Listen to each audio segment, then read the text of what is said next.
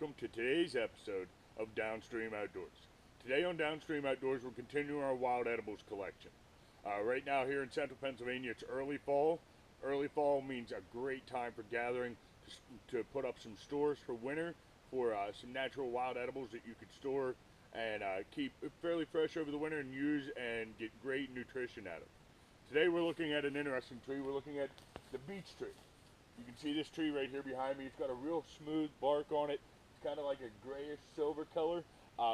You'll a lot of times see these trees in the woods. People have scratched their names into the bark and such like that. These are the trees that everybody favors for doing such a thing with. Okay, here's a smaller one right here in front of us. You can see the leaves. We'll take one of these leaves off, bring it up. You can see the leaves. They're, it's a nice oval shape. Little jagged edges. They're pretty easy to identify. If you're looking for the leaves, you look for the nice shiny bark. Now what are we looking for on this tree? We're looking for seeds. Okay, this time of year this tree starts dropping its seeds. They're not real big seeds, but they're a nice little treat for us to find out here in the wild. And if we look around, I'm sure we can find some. Here we got some right here.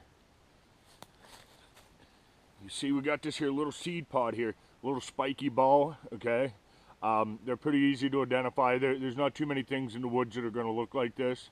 If we peel this open, you can see we're peeling this open, and you'll find nice little triangular, kind of star-shaped, three-sided star-shaped seed, okay? This here's the part we're going to want to eat. There's not a whole lot of meat in them. Sometimes you find them, they're halfway dried out. Like this here one was halfway dried out already till we got to it. So there isn't a whole lot left to that one. Let's try one of these other ones we picked up here. See, this here one looks a little bit fuller. Like there might be some meat left inside that. Once again, like I said, you need to peel the husk off of them. Wow, this here one's dry too. There ain't no seed left in that one. And that one's completely empty. So this was kind of fruitless for me this time. We'll check it one more here. Nope. All right. Well, anyway, there was no meat left in them seeds. They were pretty well dried out. I might have got to them just a little bit late this time of year.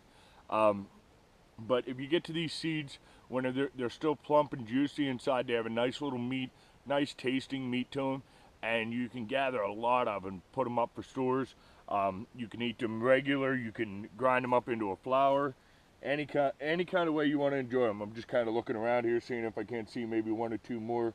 Maybe we could open another one. But either way, you get the idea. You know, you're looking for that husk with that nice spiky ball on the outside of it, and you'll generally find two seeds inside that ball, and they're absolutely edible and absolutely delicious whenever you find them, and they're good.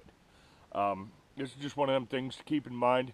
Not necessarily survival, but it could be used in a survival situation. This is more of an edible situation, and just learning about how many things there are in nature that we could survive on and eat off of, and even if we wanted to, we could actually supplement our groceries with.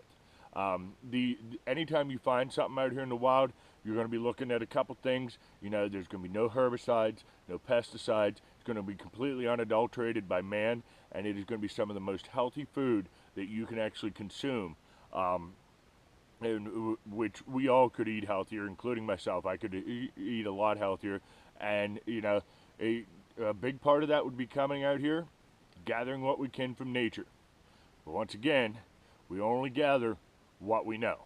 Do I know everything? No, I don't know everything. There's a lot of people out there that know a lot more about wild edibles than what I do.